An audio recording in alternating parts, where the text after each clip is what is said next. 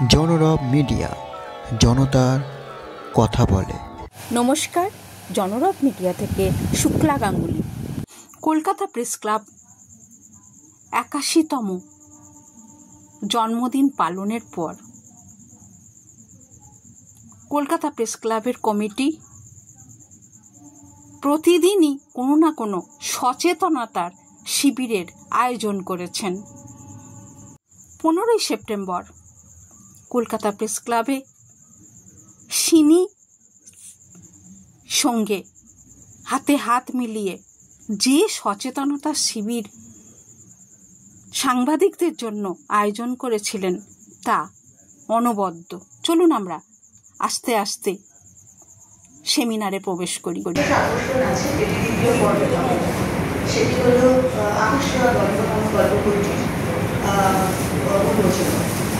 আমরা প্রথম পর্বের অনুষ্ঠানটি শুরু করছি। আপনারা যারা সমাজের গল্প বলেন, সত্য তুলে ধরেন এবং জনমত গঠনে গুরুত্বপূর্ণ ভূমিকা রাখেন, আপনাদের কলম, ক্যামেরা, কণ্ঠস্বর শিশুদের নিরাপত্তা নিশ্চিত করতে একটি শক্তিশালী হাতিয়ার, অধিকার রক্ষা করতে পারে। আজকের আলোচনার সবার মূল উদ্দেশ্য হল শিশুদের নিয়ে রিপোর্ট তৈরি করতে গেলে কি কি বিষয় আমাদের মাথায় রাখা উচিত, শিশুদের ব্যক্তিগত গোপনীয়তা, সম্মান ও মানসিক নিরাপত্তা রক্ষা করতে আমাদের কিভাবে আরো সংবেদনশীল হয়ে উঠতে পারি। আজকে কলকাতা প্রেস ক্লাবের যার ৮০ বছরের গৌরবময় ঐতিহ্য, সেখানে আমরা সকলে উপস্থিত হয়েছি এই বিশেষ বিষয়টি নিয়ে আলোচনা করতে, যা আগামী দিনে শিশুদের জীবনের ইতিবাচক পরিবর্তন আনতে সাহায্য করবে। চলুন, চৌধুরী, সিনির প্রতিষ্ঠাতা, সেক্রেটারি অফ সিনি বডি, ওনাদের সবাই খুব শ্রদ্ধার সঙ্গে এবং কলকাতা প্রেস ক্লাব, ওনাকে আমরা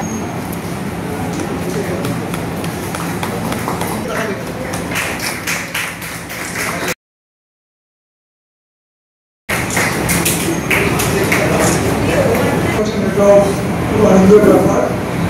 আজকে আমাদের মূল বক্তব্য হচ্ছে যে শিশুর অধিকার। কারণ আমি চিকিৎসক হিসাবে যেটা দেখেছি, শিশু মৃত্যু হার প্রায় ১৩০-এর মতো ছিল, যেটা নাকি এখন ২৫-এ এসে নেমেছে। অপুষ্টি প্রায় দুজনের মধ্যে একজন শিশুর অপুষ্ট, এবং এটা নিয়ে আমাদের কাজ শুরু। এবং হসপিটাল, নিউট্রিশন রিহ্যাব সেন্টার সব কিছু করার পর তারপর দেখলাম এই শিশুরা প্রতি ৬ মাস অন্তর অন্তর আবার ফিরে আসছে। তখন বুঝলাম যে এটা যে অপুষ্টি, স্বাস্থ্য, ইলহেলথ, এটা কিন্তু হসপিটাল হয় না, এটা বাড়িতে হয়। তখন আমরা হসপিটাল থেকে যখন বাড়িতে গিয়ে দেখলাম, তখন দেখলাম যে বেশিরভাগ পরিবারই খেতে দিতে পারছে না, এবং যেটা একটা নর্মালে বাড়ির মতো। নর্মালি বাড়ি যেরকম চট করে ধসে কিংবা বন্যাতে বেশি যায়, তো সেই শরীরটাও তেমন। ইকোনমিক ডেভেলপমেন্ট, লিটারেসি, প্রত্যেকটার জন্যে কিন্তু অনেকটা আমরা কমে পেয়েছি। থাকা, বিভিন্ন ব্যায়াম থেকে মুক্ত থাকা, এই অধিকারটি কিন্তু হয়তো মা বাবারা পালন করতে পারে না, এবং সমাজে তাদেরকে পালন করার ক্ষমতা দিয়ে থাকে। এবং এই যে ৪-৫টা জিনিস যে একযোগে একটা পরিবারের পক্ষে দেওয়া কতটা কষ্টকর, সেটা আপনারা সবাই জানেন। আমাদের সেই সময়কার ভারতবর্ষে অত আদ্যগ্রহেরও সেই সমস্ত ছিল না। কলকাতা প্রেস ক্লাবের সভাপতি স্নেহাশিস সুর কি বললেন আজকের এই সচেতনতার শিবিরে। এবং সেই প্রতিষ্ঠান সামগ্রিকভাবে শিশুদের কল্যাণে এত বছর ধরে, একদিন দুদিন ৩ দিন নয়, একটা প্রতিষ্ঠান এত দুদিকে বাড়া, একদিকে আমাদের মানে আলম্বভাবে বাড়া, অর্থাৎ তার নতুন নতুন যে বিষয় এসছে, আগে শিশু সুরক্ষা কোনোদিন ছিল না, এবং নতুন নতুন বিষয়ে কাজ করেছেন। যেমন এই দিকে উত্তরণ হয়েছে, তেমন প্রসারণও হয়েছে। এলাকা ভিত্তিক ভাবে বহু শিশুর কাছে সিনির কল্যাণ কাজ পৌঁছেছে, এবং শুধু যে শিশুদের কাছে পৌঁছেছে নয়, এই যে কাজটা কিভাবে করতে হবে সেইটা যারা করেন, অর্থাৎ যেটা ডাক্তারবাবু বলছিলেন যে স্বাস্থ্য দপ্তর, শিক্ষা দপ্তর, পঞ্চায়েত দপ্তর, তাদের সঠিক পথ দেখানোর কাজটাও কিন্তু তিনি অত্যন্ত গুরুত্বপূর্ণভাবে করেন। তাদের একটা আন্তর্জাতিক স্বীকৃতি আছে। আমরা সত্যি আমাদের খুব ভালো লাগছে যে এই প্রেস ক্লাবে আমরা সিনির সঙ্গে একটি এরকম সমাবেশ করতে পারছি, এবং যে সমাবেশে মূল বিষয়টা হচ্ছে যে দেখুন, কোন একটা সামাজিক আন্দোলন কিন্তু কখনো সম্পূর্ণ হয় না যদি না সেটা সমাজের সকলের কাছে পৌঁছে যায়। এই বার্তাটা পৌঁছে দেওয়ার যে কাজ সেটা সাংবাদিকরা করে থাকেন। আমরা যারা সাংবাদিক তারা অনেক কিছুই করি, আজ এটা করছি, কাল ওটা করছি, পরশু সেটা করছি, বা কেউ কেউ কোনো একটা বিষয়ে নিজেকে বিশেষজ্ঞ করে তুলছি, কিন্তু তাহলেও আমরা কিছু জিনিস জেনে করি, কিছু জিনিস না জেনে করি। কিন্তু আজকে পৃথিবীতে 2025 সালে যে বিষয়টা এসেছে যে যে কোনো ধরনের প্রকল্প যে লেখালেখি করার সময় কিছু কিছু অবশ্য পালনীয় বিষয় আছে। তার আগে যে কথাটা বলছিলাম যে প্রেস ক্লাবও কিন্তু শিশুদের কল্যাণে আমরা ঘটনাচক্রে ইউনিসেফের সঙ্গে গত 5-6 বছর ধরে বা 7 বছর ধরে ক্রমান্বয়ে আমরা একটা প্রকল্প, যেটা শুধুমাত্র সাংবাদিকদের সচেতন করা, কলকাতায় নয় বিভিন্ন জেলাতেও শিবির করে, এবং বিভিন্ন জেলা থেকে সাংবাদিকরা যা লেখালেখি করেছেন সেগুলোকে আরো কিভাবে ভালো করা যায় এবং তাকে স্বীকৃতি দেওয়া যায়, একটা দীর্ঘ কাজ আমরা করতে পেরেছি। সভাপতি পদে একজন শিশু এসে দায়িত্ব নেয়, যেমন কলকাতার নগরপাল, কলকাতার মহানাগরিকের মতো, এরকম আমরা একটা দীর্ঘদিন ধরে করে চলেছি। তাই তিনি যখন এই কাজটার কথা বললেন তখন আমরা আমাদের নিজেদের খুব করা দরকার। কিছু সমস্যা, যেমন আমরা তার প্রথম কথাটা হচ্ছে আমরা কোনো শিশুর সম্বন্ধে যখন কিছু লেখালেখি করব, মানসিকভাবে আমাদের শিশুকে একজন পূর্ণবয়স্ক মানুষ হিসেবে ধরতে হবে, এবং একজন মানুষের সঙ্গে কথা বলা বা তার সম্বন্ধে লেখার আগে আমাদের যে শ্রদ্ধা বা যে ধরনের আমাদের কাজকর্ম করতে হয় দেখে নিতে হয় তার মান সম্মানের কোনো ক্ষয়ক্ষতি হচ্ছে কিনা বা কিছু। সুতরাং এর মধ্যে অনেক আইন আছে, সেই আইনগুলো আসবে, আমি খুব বিস্তারিত এটার থেকে সমস্ত কিছু আমি আচার আচরণ অবশ্য পালনীয় কর্তব্য যা করব, তার মূল বিষয়টা হচ্ছে তার ডিগনিটিটা, তার অস্তিত্বটা, তার স্বকীয়তাটা আমাকে শ্রদ্ধাশীলভাবে মানতে হবে। হচ্ছে চিড়িয়াখানার সামনে কিছু বাচ্চার ছবি তুললাম, নিশ্চয়ই প্রত্যেকটা বাচ্চাকে বা তার অভিভাবকের কাছে অনুমতি দিতে যায় না কেউ, কিন্তু সত্যি যদি সেভাবে দেখতে হয় তাহলে সেটাও অনেকটা প্রয়োজন। বেহালায় সম্ভবত একটা জোড়া খুনের ঘটনা ঘটে পারিবারিক সমস্যা নিয়ে। সেই পারিবারিক সমস্যায় যে একটি বাচ্চা সে কিন্তু জীবিত থেকে যায়, এবং তার অভিভাবকত্ব কোথায় যাবে, তার চিকিৎসা কিভাবে হবে কি না, এগুলো নিয়ে নানা বিষয় আছে। ফলে আমাকে ভাবতে হবে যে আমি কখনোই তার পরিচয়টা দেব না, কারণ তাকে সমাজে যেতে হবে, ওই দেখ বলে তার পাড়ায় সে এই জায়গায় মামার বাড়িতে এখানে এসছে বা তার আত্মীয়দের কাছে এসছে, বা সেই যে স্কুলে ভর্তি হবে তাকে সবসময় লোকে দেখাতে থাকবে যে ওই স্কুলে পড়ে ওই ছেলেটা। এক জুভেনাইল জাস্টিস অ্যাক্ট, আর একটা হচ্ছে পক্সো অ্যাক্ট।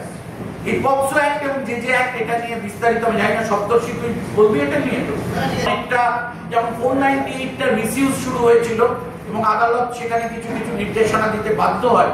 ঘটনাচক্রে পক্সো এমন কিছু বাজে কাজ তৈরি হচ্ছে, একাধিক পিপির সঙ্গে আমাদের কথা বলার সুযোগ হয়েছে, পাবলিক প্রসিকিউটর তারা বলছে কি করা যায় বলুন তো, এত মহা সমস্যা।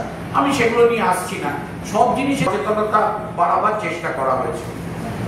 দেখুন, যে অতটা কথা বলতে পারে না, অতটা প্রতিরোধ করতে পারে না, ফলে সেই দায়িত্ববোধের পরিচয়টা আমাদের নিজেদেরই দিতে হবে। নেক্সট, আপনারা ইউনিসেফের ওয়েবসাইটে যাবেন, আমি এগুলো বিস্তারিত বলছি না, ইউনিসেফের প্রিন্সিপালস আপনারা দেখতে পাবেন। আমাদের মনে হয় যে আমাদের সময় এসেছে একবার অন্তত এগুলো চোখ বোলানো উচিত। Avoid questions, attitudes or comments that are judgmental, মানে আমি হ্যাঁ তুমি তো এটা করেছিলে, তো এটা ওই হয়েছিল, তো মানে এই আমার জাজমেন্টটা তাকে দিয়ে বলিয়ে নিতে চেষ্টা করব না। Child or his or guardian, দেখুন এটা বলা আছে, এটা করাটা দরকার। তবে সব ক্ষেত্রে তো লিখিত বা নেওয়া যায় না। এবং আমি তো বললাম একটা বড়দিনের স্টোরি করতে গেলে বেলুনওয়ালার কাছ থেকে বেলুন কিনছে বা চিড়িয়াখানার সামনে এক ঝাঁক শিশু, সেক্ষেত্রে করা হয় না। কিন্তু দেখবেন কোনো একটা, আমি বললাম আমার কোনো লেখাতে সেই শিশুটা চিহ্নিত হয়ে গিয়ে কোনো একটা অপরাধের সঙ্গে তার কিন্তু কোনো প্রত্যক্ষ যোগ নেই, কিন্তু ঘটনাচক্রে তাকে আমি যুক্ত করে ফেলছি আমার লেখাতে। এই জিনিসটা যাতে না হয়, ওই ইমেজটাকেও ব্লার করতে হয়। যে চাইল্ডস বেস্ট ইন্টারেস্ট কোন সময় করতে হবে সেইটা আমাদের খেয়াল রাখতে হবে। Confirm the accuracy of what the child has to say. ও যেটা বলেছে আমি সেটাই লিখবো। ও তো নীতিমালা থাকে বা নীতি নিয়ে আমরা মেনে চলি, কিছু থাকে আমাদের হ্যাঁ আমরা করি না, এটা নীতি বহির্ভূত বলে মনে করা হয়। আর কিছু জিনিস আছে আইনানুগ, মানে আমি করলে ওটা বেআইনি হয়ে যাবে, আমি আইনের দ্বারা শাস্তি পেতে বাধ্য থাকবো। সেই রকম মানে সবসময় আইডেন্টিটি অফ দ্য চিলড্রেন। দেখুন জাজমেন্টের ভেতরে দেখবেন অনেক সময় নামটা পাল্টানো থাকে বা কিছু করা থাকে, মানে এমনকি জাজমেন্টেও যদি উল্লেখ করা হয় কে শাস্তি পাবে কি পাবে, অমুক কেস রিপোর্ট করার সময়তেও আমার নামটা লেখা যাবে না, যে কারণে নির্ভয়া অভয়া এই ব্যাপার। দেখবেন একজন খুব পদস্থ আধিকারিক ভুল করে একবার নামটা তাড়াহুড়োতে বলে ফেলেছিলেন বলে তাকে অনেক ঝামেলা পোহাতে হয়েছে, আইনানুগ ঝামেলা। Criminal procedure code prohibits any reporting of a court case that deals with sexual exploitation of a child without the specific permission of the court. The Termination of Pregnancy Act 1971 prohibits the publication of name of a woman below age of 18 years. Young Persons Harmful Publication Act 1956 নিয়ে কথা বলার সুযোগ করে দেওয়ার জন্য, কারণ এই সুযোগ তো আমরা খুব একটা পাই না আপনাদের সাথে সরাসরি। আমরা মাঠে ঘাটে যাই, ঘুরি, সরকারের সাথে আমরা একসাথে অনেক কাজ করি। সেইখানে আমাদের মনে হচ্ছে যে এই দিনটা খুব গুরুত্বপূর্ণ সিনির জন্য, কারণ আপনারা আজকে এসছেন, আপনারা খুবই বিজি, জানি আপনারা সব জায়গায় ছুটতে হয় খবর করার জন্য, কিন্তু আজকে যে এই সুযোগটা দিয়েছেন আপনাদের সাথে সরাসরি কথা বলার জন্য, তাই জন্য আমি প্রেস ক্লাবকে আবার ধন্যবাদ জানাচ্ছি এবং আসার জন্য আপনাদেরকে কৃতজ্ঞতা জানাচ্ছি। তাদের সাথে আপনাদের একসাথে কাজ হচ্ছে। আমি ইভেন অমিতাভকে বলছিলাম কিছু বলুন, অমিতাভ সে আসতে সব বলে দেবেন, আমাকে আর বলার দরকার নেই। তো তাকে যখন আমরা খবর হিসেবে ব্যবহার করছি, তো তার জন্য কি কি তার দিক থেকে তার কি চাওয়া করতে পারে, তো সেটা নিয়ে আমরা এই একটি খুব ছোট্ট একটি পকেট বুক আপনারা হয়তো পাবেন আজকে। তাদের সাথে আমাদের শিশু সুরক্ষা কমিশন আছে।